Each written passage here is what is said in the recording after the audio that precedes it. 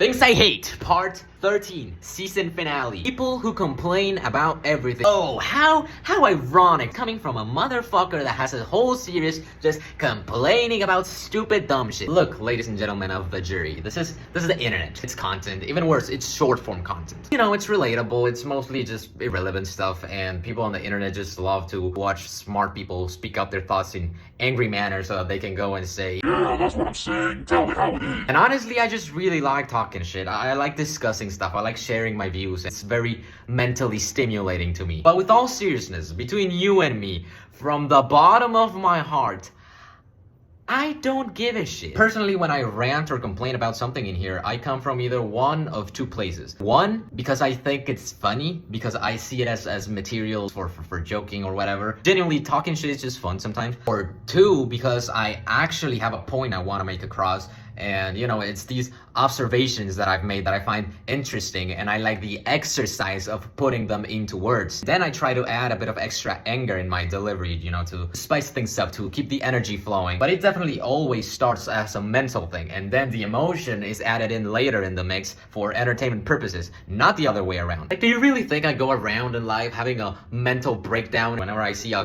car light or something? Like, nah, man. There's nothing more annoying than an angry zealot constantly getting triggered by everything around him. You know, when you're sitting in a car along with a grown-ass driver constantly raging at everything that moves. Watch where you're going, you're the fucking idiot, move, fucking asshole, and all these people are stupid. It's very draining, man. Like, yep, indeed, sometimes there's some dumb people out there on the streets, you know? Some people like it this way, some people like it that way, some people grew up this way, some people grew up that way, some people like it orange, some like it blue. Womp womp. It's not even about being right or wrong, like, that's a complete separate dilemma. This is just about having emotional control. Like, you can't go through life taking everything personal and getting emotionally invested into every random stupid dumb shit that happens to you. But the truth is, most of the time, and this is just psychology 101, but people who react this way, they're not really angry about these trifles. They're just using them as vessels to expel all that pent-up anger from other things that actually matter to them. All this bullshit that causes them to have a fucking meltdown every 5 minutes is just like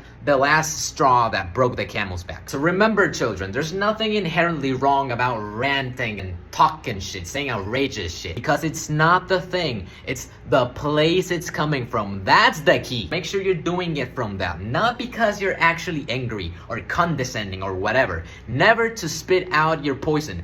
Deal with your shit. That's the difference between a bully and a comedian, and between a philosopher and a fucking average modern day political commentator. There is a big difference, and it's so important people get this through their heads, otherwise they end up like fucking 90% of the US population.